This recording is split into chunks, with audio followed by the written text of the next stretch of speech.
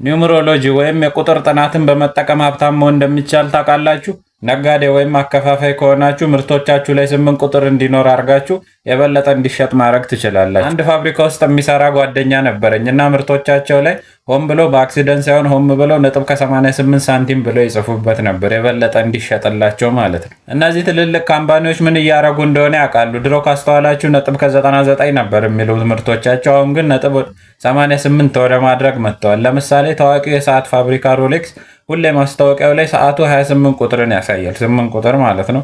ብዙ የስልክ ካምፓኒዎች ሁሌ 8 ቁጥር ሞዴልን አይዘሏትም። ለምሳሌ ዛዮሚ 8፣ ሁዋዊ ሜት 8፣ ሳምሰንግ ጋላክሲ ኤስ8 ሁሌ 8ን አይዘሉትም። በቃ የመኪና ፋብሪካዎችም አሉ። ለምሳሌ መርሴዲስ፣ ቢኤምደብሊው ሁሌ ሞዴል ዋጋቸው ላይ 8 ቁጥር አለ የዋጋቸው ላይ።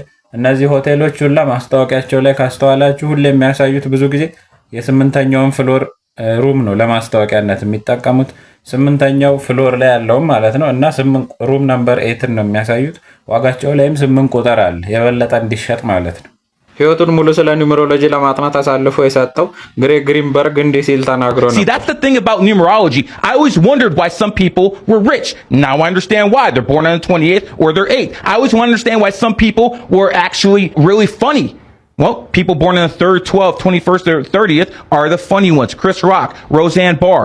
People born on certain dates have certain abilities. አታስቡ፣ ኒውመሮሎጂ ስለ ሁሉም ቁጥር አይደለም የሚያጠናው፣ ስለ 12 ቁጥሮች ብቻ ነው የሚያጠናው። ከ1 እስከ 9 ስላሉትና ስለ ሶስቱ ማስተር ነምበርስ 11፣ 22 እና 33 ማለት ነው። ሁሉም ሰው የራሱ ላይፍ ፓዝ ነምበር ወይም የህይወት መንገድ ቁጥር አለው እና ይሄ የህይወት መንገድ ቁጥር ወደዚህ ምድር ለምን እንደተላካችሁና የምትኖሩበትን ዓላማ ወይም ምን ስራ ላይ ብትሳተፉ ስኬታማ እንደምትሆኑ ይነግራችኋል። ላይፍ ፓዝ ነምበራችሁን ለማወቅ የተወለዳችሁበትን ቀን መደማመር ነው። ለምሳሌ እኔ የተወለድኩት ፌብሩዋሪ 11 2002 ነው። እነዚህን ቀናት እንደማምራቸው። ፌብሩዋሪ ሁለተኛ ወር ነው፣ 11 አለ እና 2002 አለ። 2 ሲደመር 11 ሲደመር 2 ሲደመር 2 ማለት ነው። አንድ ላይ 17 ይመጣል። 1 ሲደመር 7 8 8 የሀብትና የብር ቁጥር ነው። አስተውላችሁ ከሆነ 11ን 1 ሲደመር 1 ብዬ አልደመርኩትም፣ እንደዛው እንዳለ ነው የደመርኩት። ምክንያቱም ማስተር ነምበሮች እንደዛ አይደበላለቁም፣ እንደዛው እንዳሉት ነው የሚደመሩት። ማስተር ነምበርስ ማለት 11፣ 22 እና 33 እነዚህ እንደዛው እንዳሉት ነው የሚደመሩት ፓዝ ነምበራችንን ስንሰራ። ላይፍ ፓዝ ነምበር አሰራሩ ኮንፊውዝ ካረጋችሁ የእናንተ የተወለዳችሁበትን ኮሜንት አድርጉልኝ፣ እኔ መልስላችኋል። ለምሳሌ ስለ ላይፍ ፓዝ ነምበር 8 አንዳንድ ነገር ልንገራችሁ። ወደ ብር በጣም የተሳብነን፣ ማንኛውንም ቢዝነስ ብንጀምር ቶሎ ስኬታማና ሀብታም እንሆናለን እና በካርማ በጣም እንጠቃለን። ማንኛውንም ክፉ ነገር ወይም ጥሩ ነገር ብናደርግ ወዲያውን ወደኛ ተመልሶ የሚመጣ።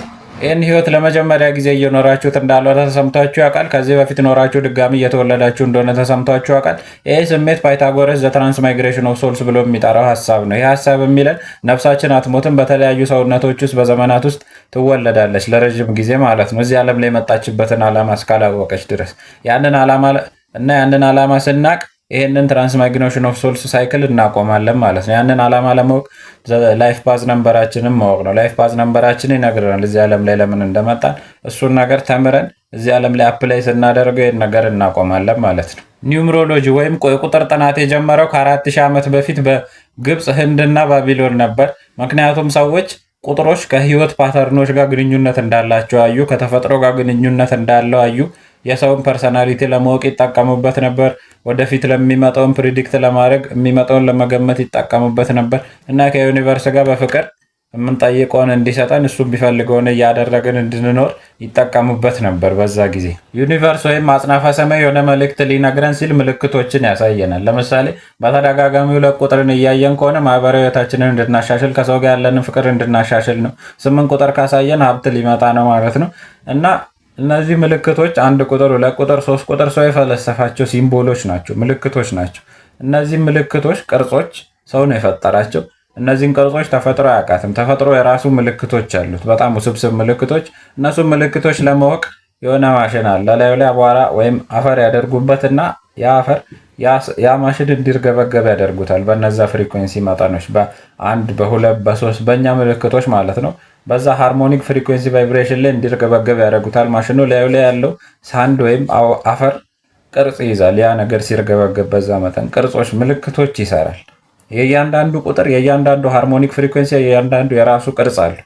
2 የራሱ፣ 3 የራሱ፣ 4 የራሱ፣ ሁሉም ማስተር ነምበሮች የራሳቸው ቅርጽ አላቸው ያን ቅርጽ ነው የሚያውቀው ተፈጥሮ፣ ያንን ፕሪንሲፕል ለመግለጽ ማለት ነው። መልእክቱን ለማስተላለፍ ያንን ውስብስብ ቅርጽ ነው የሚያውቀው ተፈጥሮ፣ ያ አፈሩ የሚፈጥረው ቅርጽ ማለት ነው እንጂ የእኛን 1 2 3 አያውቅልንም። እና ቫይብሬሽን ሃርሞኒኩን ሌቨሉን እየቀያየርን የሚመጡልን ቅርጾች አሉት እንደነገርኳችሁ። በዛ ብቻ አይደለም ፕሪንሲፕሉን ዩኒቨርስ እየነገረን ያለውን መልእክት የምናውቀው በነዛ ቅርጾች ብቻ አይደለም። የእኛ ሲምቦሎች ራሱ እነዚህ 1 2 3 4 5 እነዚህ ቅርጾች በጣም ጂኔስ ሰውን የፈጠራቸው። እያንዳንዱ ኒውመሮሎጂ ውስጥ የራሳቸው የሚያስተላልፉት መልእክት አለ። ለምሳሌ 8 ቁጥርን ካየነው እንደዚህ ነው የተሰራ፣ ካዞር ነው እንደዚህ ኢንፊኒቲ ይሰጠናል እንደዚህ። ይሄም ካርማን ያሳያል። የሚሄደው ወዲያው ይመጣል። ቅድም እንደነገርኳችሁ ላይፍ ፓዝ ነምበር ላይ 8 ላይ የምናደርገው ነገር ካርማ አለው። ወዲያው ነው። ክፋት ካረግን ክፋት ይመጣብናል፣ ጥሩ ነገር ካረግን ጥሩ ነገር ይመጣብናል። ይመላለሳል እንደዚሁ ማለት ነው። ቶሎ ቶሎ ምልክታቸውን ራሱ በማየት ቅርጾቹን ሲምቦሎቹን በማየት መልእክቱን ማወቅ እንችላለን።